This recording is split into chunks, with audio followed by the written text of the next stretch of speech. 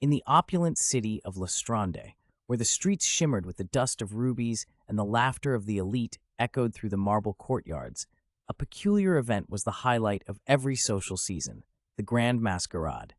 Held at the illustrious Silvermere Palace, only the nobility adorned in their finest attire and secretive masks were granted entrance.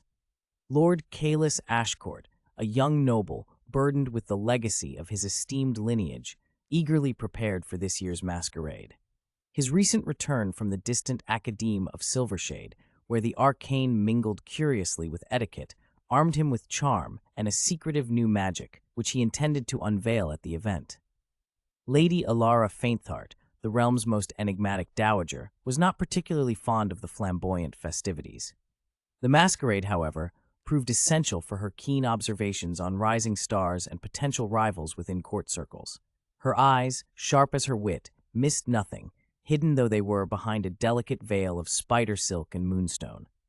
The night of the masquerade arrived. Lanterns glittered like captured stars, casting a soft, tentative glow on silk gowns and velvet coats.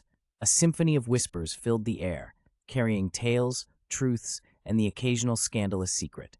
As the guests paraded into the palace, their eyes danced with curiosity and caution.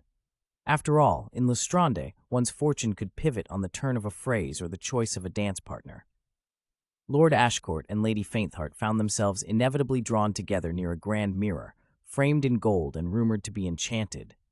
Caelus, with a twinkle in his azure eyes masked only partially by his gilded facade, introduced his strange new magic. Mirror stancing, a subtle art that allowed whispered words to reflect the deepest secrets of a soul. Intrigued and wary, Alara consented to participate in his arcane experiment. As they whispered to their reflections, the surface of the mirror rippled like the surface of a disturbed pond. Slowly, images of their true desires and fears began to coalesce, providing each a rare glimpse into the other's veiled heart.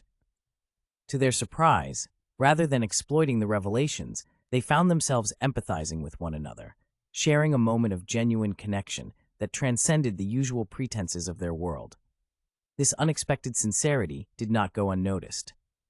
The elders of high society, long accustomed to the masked dances of power and flirtation, saw in this young lord and elder lady an intriguing challenge to their orchestrated order. Whispers quickened like the flutter of moth wings, hinting at shifts in allegiance and potential new intrigues. As the chime of midnight drew near, the revelers gathered around the grand staircase for the unmasking ceremony. One by one, faces were revealed under the forgiving glow of moonlight filtering through the tall, arched windows. Yet when it was the turn of Lord Ashcourt and Lady Faintheart, an unspoken agreement passed between them. With a sly nod and a shared smirk, they turned towards the crowd, slipping their masks back on just as quickly. The crowd murmured in amused disappointment. These two enigmas of the elite had twisted the game to their own liking, dictating their intimacy and revelations on their own terms.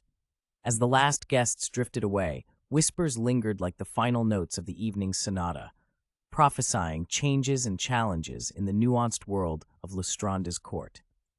In the quiet aftermath, Lord Ashcourt and Lady Faintheart, once mere spectators of each other's facades, now found themselves allies in a court that thrived on spectacle and secrecy. While their peers slept off the night's indulgences, they plotted under the stars, their whispers no longer needing mirrors to reflect the truth of their ambitions.